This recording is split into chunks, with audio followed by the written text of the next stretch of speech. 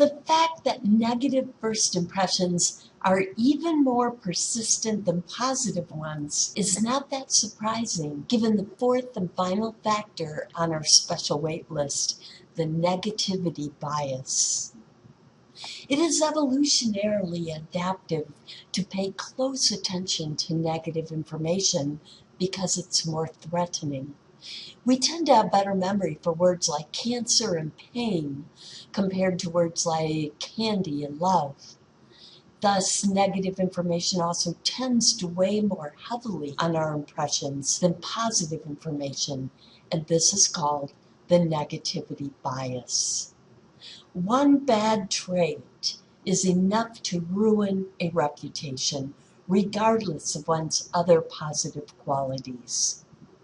And so it is that we receive the pleasure of being bombarded by negative advertising on election years, right? There are many other biases we sometimes fall prey to that derail us in our accuracy and impression formation. Let's look at some of them. We're going to start here with the baby face effect. We tend to think that people whose faces contain baby-like features such as big eyes, round cheeks, we tend to think that these people are more warm, kind, naive, weak, honest, and submissive compared to other people. The halo effect is the tendency to assume that because someone has one or two positive traits, they have other unrelated ones. One of the strongest halo effects is the attractiveness equals good bias. Attractive people are judged to be more intelligent, kind, happy, successful, competent, etc. A third bias is expectancy effects. When we have expectancies about others, they tend to affect our attention, interpretation, and memory. They tend to affect our attention, interpretation, and memory. Okay, let's pause on that and think about that for a moment. Let's assume that you pass through a certain neighborhood each day on your way home from work, and you have an expectancy that people in this neighborhood are lazy. On a particular day, as you are passing through, there happen to be two men outdoors. One of them is clipping his hedges. Another one is sitting on his front porch drinking a beer. Which one do you think you would be most likely to notice? And the answer to that would be the one out having a beer on his porch, right? So expectancy effects can affect our attention. And now, how do you think you would be most likely to interpret this man's behavior? Would you be most likely to think, oh, he's having a beer after a hard day of work, or he's been sitting out there drinking all day? Well, with the expectancy that you have, most likely you would interpret it as the second. Now, even if you notice both men out there on that day, which one do you think would last longer in memory, the first or the second? And the answer is the second, the man on the porch having a beer. So expectancies can affect our attention, interpretation, and memory. Stereotypes work in this way. They're expectancy effects because they're expectancies about others based solely on their group memberships. We tend to see what we expect to see. Priming effects. Our impressions of others can be influenced by other things on our mind at the time. In the Donald study, we'll call this the Donald study, participants were first either primed with the word reckless or adventurous in a simple word completion test. They then learned about a man named Donald whose hobbies included skydiving, and they rated him on a number of traits. Those who were primed with the word reckless in the prior task rated Donald as significantly more reckless than adventurous. The reverse was true for participants who were primed with adventurous. Our impressions of others can be influenced by other things on our mind at the time. The priming effect. The false consensus effect. Have you ever been shocked at the results of an election? We have a tendency to overestimate others' similarity to us in attitudes and beliefs.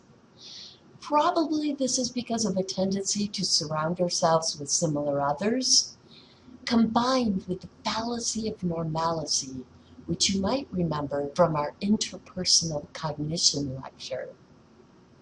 In the Eat at Joe's study, university students were approached and asked if they would wear an Eat at Joe's sandwich sign around campus. They were then asked to rate the percentage of other students who would agree. Those who agreed significantly overestimated the percentage. Those who declined significantly underestimated it. The false consensus effect. Context effects. Our impressions of others can be biased by the context or environment in which we meet them. This is an interesting one.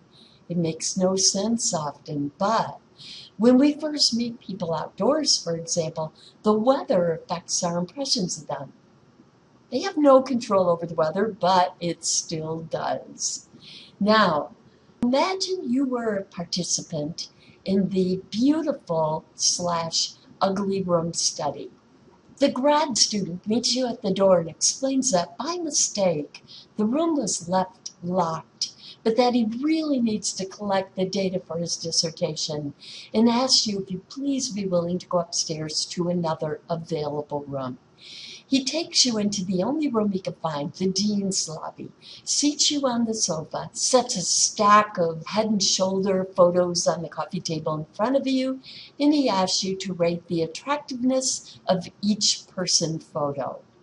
So this is a really beautiful room, right? Now, imagine that you were in the control group instead. The grad student still meets you in the same way, but instead he takes you to the janitor's break room, in which he has placed a card table and a metal chair. In which environment do you think participants rated the photographed people as significantly more attractive? The beautiful room, of course. So the context in which we meet people can affect our impressions of them. Now, remember the actor-observer bias? We tend to discount the situation when judging others' negative behavior, but not our own, and when judging our own positive behavior, but not others.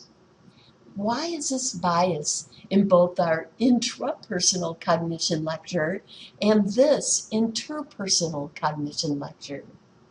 Because when you are the actor, you show a self-perception bias, and when you are the observer, you show a bias in how you perceive others. Now, let's review the actor-observer bias. Here's a negative behavior example. When others suffer from poverty, we tend to discount the situational causes and attribute it to personal things about them instead, like laziness, for instance. But when we are in poverty, we clearly see and attribute it to the many situational causes, like being laid off, jobs being outsourced overseas, a bad economy, etc. Now see if you can come up with a positive behavior example of the actor-observer effect, that of achieving success. Go ahead, pause the video, and see if you can predict how we tend to explain our own successes compared to others. When we are successful, we tend to discount the situation. We tend to attribute our own success to personality traits like intelligence and motivation. But when it is other success, we more clearly see and acknowledge the many situational causes, like their luck and their resources and support from other people. Finally, the blame the victim bias. We have a tendency to judge victims as bringing on their own misfortune, to think that people get what they deserve. Why? One, because of the actor-observer effect.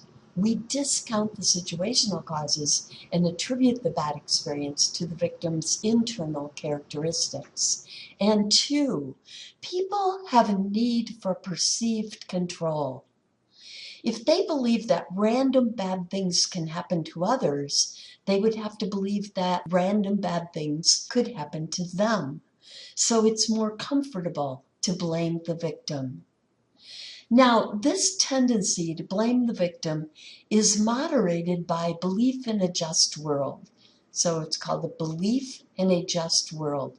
People are less likely to blame the victim if they do not believe in a just world. And this is one of the most interesting measures in social psychology, this belief. You might be aware that I am a trial consultant in addition to being a professor. It is one of the most powerful predictors of individual jurors' verdicts, this measure of a belief in a just world. And this brings us to questionnaire number 3. Belief in a just world. How did you score compared to the average United States college student? The mean for US students is 10.8. In our next segment of this interpersonal cognition lecture, we will explore ways of detecting deception